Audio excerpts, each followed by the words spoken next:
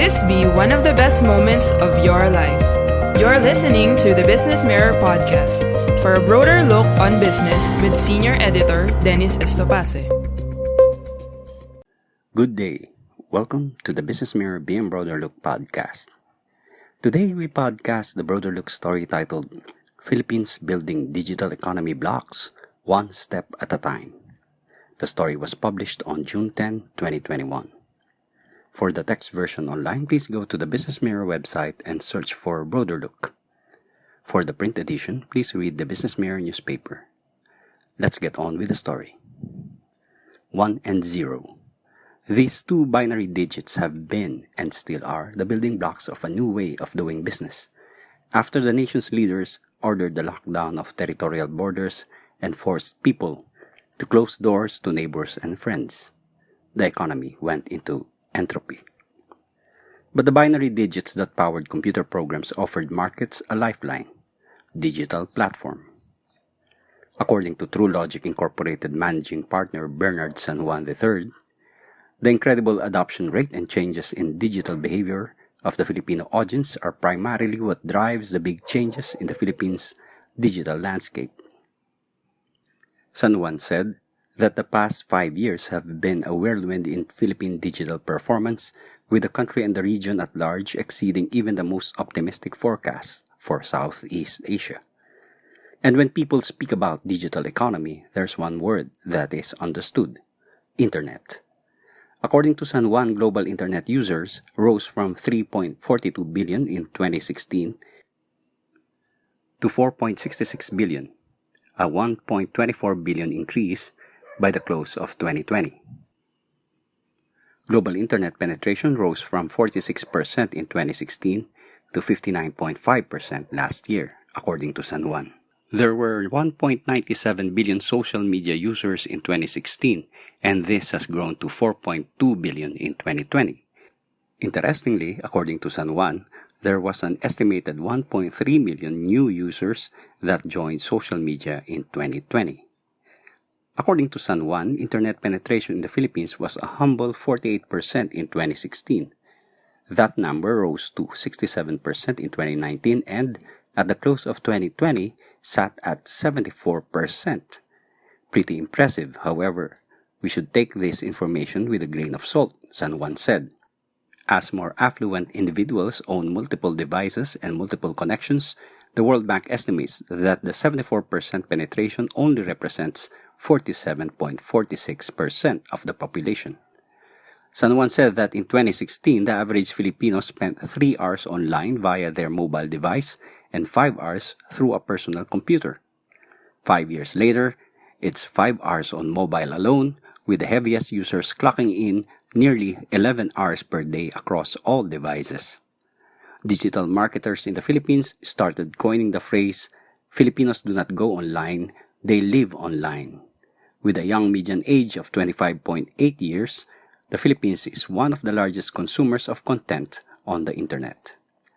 San Juan noted that the country's internet penetration that hit 74% last year versus at 48% grew at a level of 26%.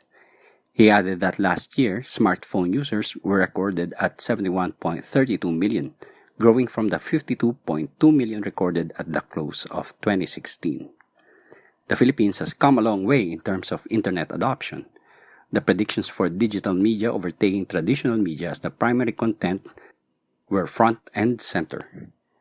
These elements form just one part of the so-called digital economy.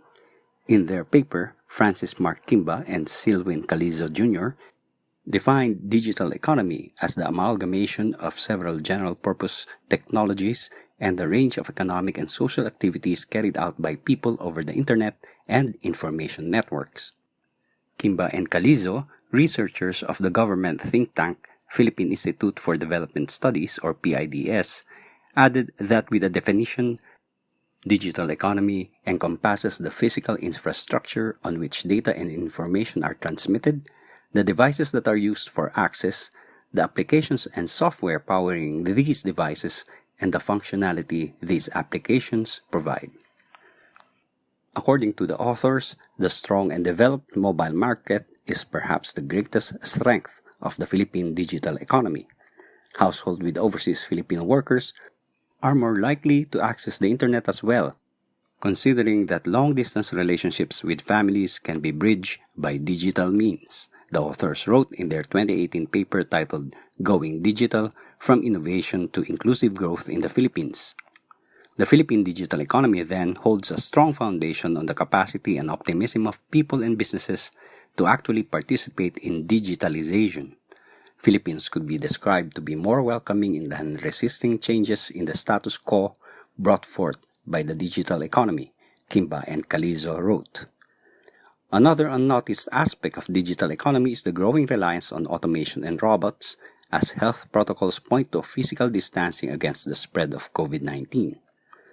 UiPath Incorporated Managing Director for Southeast Asia, Chris Lu, told the Business Mirror they are certainly seeing companies embrace automation technologies both during and following the pandemic. Mr. Lu cited a survey conducted by Forrester Consulting on behalf of UiPath that found that 48% of respondents said their organizations are increasing their spending on robotic process automation or RPA this year by 5% or more. Lu explained that RPA refers to the automation through software or hardware systems of basic tasks usually performed by human workers.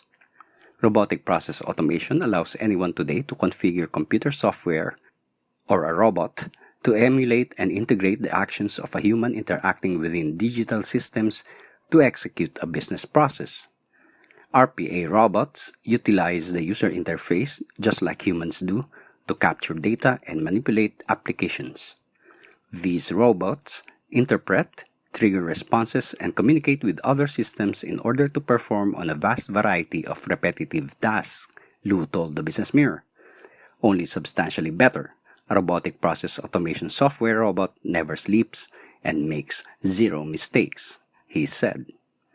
According to Mr. Lu, robotic process automation allows organizations to automate at a fraction of the cost of other automation technologies today. Mr. Lu said the technology is non-intrusive. It can be placed on top of existing legacy information technology infrastructure without causing disruption. He added that a byproduct of this is greater efficiency and cost savings. Lu added that most importantly, though, robotic process automation takes the robot out of the human.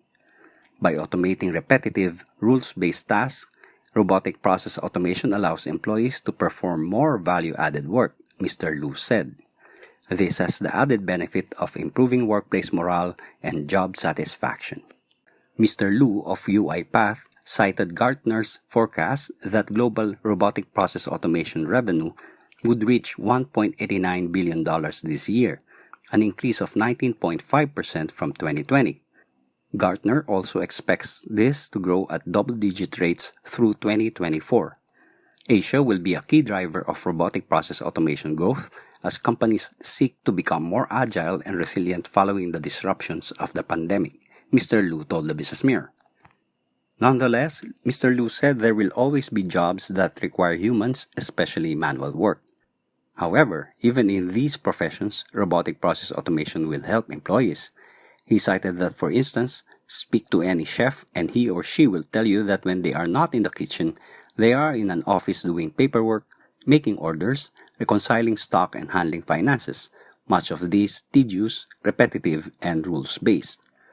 Robotic process automation is able to automate much of this work, automatically processing invoices from suppliers or checking stock inventory, allowing the chef to spend more time in the kitchen. Mr. Lu emphasized the importance of understanding that automation technologies, such as RPA, is not about simply cutting costs and improving efficiency, although these are important benefits. Robotic process automation is about taking the robot out of the human and freeing employees to do value-added work that uses creativity and innovation among many others. According to Mr. Lu, they have seen how the COVID-19 pandemic has driven the use of automation solutions in a number of ways and for a number of reasons. Firstly, during the height of the pandemic itself, companies needed to adopt robotic process automation as a reaction to the immediate situation out of a need for survival, Mr. Lu explained. He cited as example the call centers that increased RPA and artificial intelligence or AI used to help employees deal with increased call volume. This was especially useful for airlines and travel companies who had surges in cancellations and inquiries. As time has progressed, Lu said, they have seen organizations embracing robotic process automation to build resilience. Many firms saw the risk that the pandemic brought, especially with employees suddenly required to work from home. So firms are investing in automation to mitigate against that risk, Mr. Lu told the Business Mirror. Businesses are looking to automate more repetitive, rules-based tasks which currently require human intervention, thus freeing up their employees to be able to add value in other ways, often enabling them to work from home. Mr. Lu cited a good example of this in the processing of invoices, with employees traditionally processing invoices manually and inputting relevant details into their systems. With robotic process automation, document understanding, this can all be automated, giving employees the freedom to go on and do more value-added tasks. Lastly, organizations are looking beyond the pandemic and are seeing how behaviors have changed both within and outside of their workforce.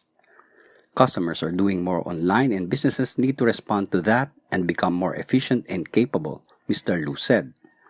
Robotic process automation and artificial intelligence are fundamental to firms' digital transformation plans and their plans for recovery, Mr. Lu added. And if robotic process automation is a juggernaut of a word for some, Mr. Lu offers the solution offered by low-code automation.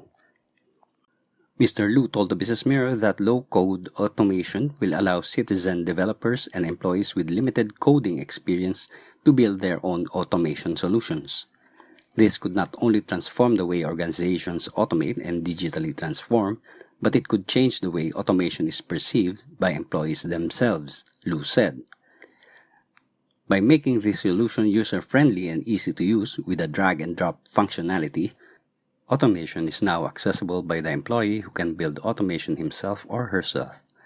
Previously, automation would be a top-down initiative, with senior management leading the charge and often deciding what should and shouldn't be automated. Now they foresee employees taking the lead and driving change from the bottom up, Mr. Lu said.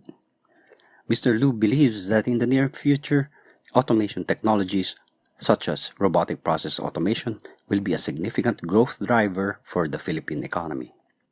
Mr. Lu said if handled well, automation will help continue and even accelerate the country's economic growth. He emphasized this is because RPA has relevance across almost any industry, from finance and manufacturing to contact centers and aviation, and can be tailored to different processes and functions. Robotic process automation can help banks process and approve loan applications faster, reducing the cost of loans and making credit more accessible to more small-scale and medium-scale enterprises and entrepreneurs, Mr. Lu said. Mr. Lu added that robotic process automation working alongside artificial intelligence can help make call centers more efficient and effective, further expanding the Philippines' market leadership position in this industry. They have seen consumers go online over the past year, and they believe that robotic process automation can help retailers process orders and enable chatbots to process customer requests and questions, Lu said. Mr. Lu believes that as low-code, app-based solutions become more widely used, the power will be placed in the hands of the Filipino employee who will be able to leverage automation to improve his or her job prospects. Automation ultimately creates even more jobs, and organizations that embrace this technology will become more competitive and be able to expand quicker, Mr. Lu said. San Juan noted that consumer behavior is changing with the digital economy. San Juan said their most recent marketing campaigns have forced them to abandon what they knew about their audience, citing their approach to email marketing. Another example he cited are brands that executed social media content targeting mothers. These brands, according to San Juan, used to communicate with moms during travel time to and from work. That is, when people are stuck in traffic and have attention to spare, then right before the end of their day, usually between the hours of 9 and 11 at night. But since the lockdown, people are no longer traveling to and from work, San Juan wrote. With everyone online in the optimum window now out the proverbial window, it's deemed necessary to be reacquainted with the always-on audience. San Juan added that whatever one thought one knew about a target audience behavior, unknow them. Chances are your audience has changed, so don't be left behind. Thank you for listening to the Business Mirror podcast. For a broader look on business, follow us on Facebook and Twitter at Business Mirror. Until next time.